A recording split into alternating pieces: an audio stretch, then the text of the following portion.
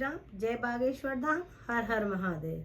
ब्राह्मणों ने कहा, प्रभु यदि मुझ पर आपकी कृपा हो तो आप अब तुलाधान चरित्र और अनुपम प्रभाव का पूरा पूरा वर्णन कीजिए। फिर श्री भगवान बोले, जो सत्य का पालन करते हुए लोभ और दोष बुद्धि का त्याग करके प्रतिदिन कुछ दान करता है, उसके द्वारा मानो नित्य प्रतिदिन उत्तम दक्षिण जैसे युक्त 100 यज्ञों का अनुष्ठान होता रहता है। सत्य में सूर्य का उदय होता है, सत्य के ही वायु चलती रहती है, सत्य के ही प्रभाव से समुद्र अपनी मर्यादा का उल्लंघन नहीं करता और भगवान कच्छपन इस पृथ्वी को अपनी पीठ पर धारण किए रहते हैं।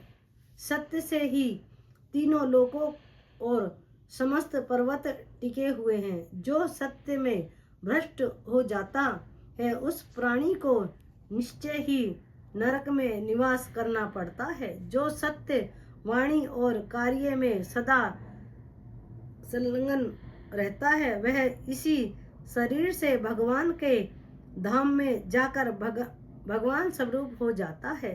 सत्य में ही समस्त ऋतु मुनि मुझ में प्राप्त होकर शासन गति में स्थिर होते हैं।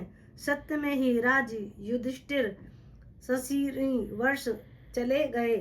उन्होंने समस्त शत्रुओं को जीतकर धर्म के अनुसार लोक का पालन किया। अत्यंत दुर्लभ एवं विशुद्ध राज्य सूर्य यज्ञ का अनुष्ठान किया। वे प्रतिदिन 84,000 ब्राह्मणों को भोजन कराते और उनकी इच्छा के अनुसार प्रतिदिन धन दान करते थे।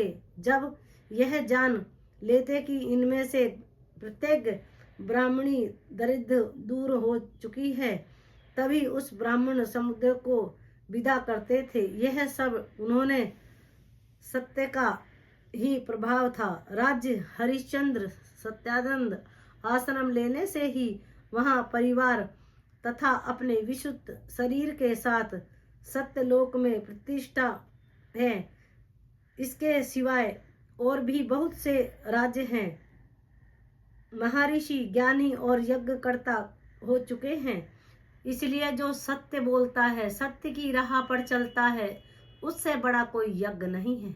कितना भी यज्ञ करो, कितना भी दान करो, कितना भी पुण्य करो, अगर हम सत्य की राह पर चलेंगे, सत्य का काम करेंगे, तो वो एक यज्ञ से कम नहीं है। इसलिए सत्य पर चलें।